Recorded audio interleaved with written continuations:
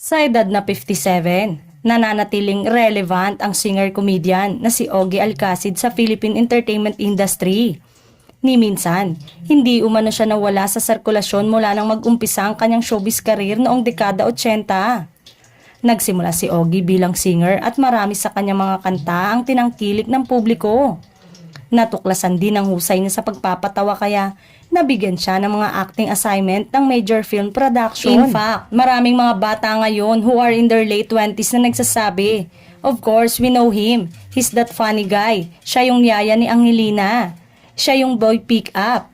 Naniniwala din si Ogie na malaki ang naitulong ng It's Showtime para makilala siya ng gusto ng publiko at ng mga kabataan. Sabi niya, "When I joined Showtime ay nakakatawa pala. I think it's Showtime that solidify who I am. Finally, because you see me every day." Tapos yung mga bata, nagkaroon talaga ako ng mga bagets na fans. I became a father figure also. I think it's Showtime that kinda put things together. Marami naman ang kumontra sa sinabi ng singer TV host, OPM ng president. Pero sa Showtime ginagawa lang laughing stock nila. Vice ganda. Yung dati kang bida, ngayon panahog na lang at wala sa Showtime, di naman kawalan.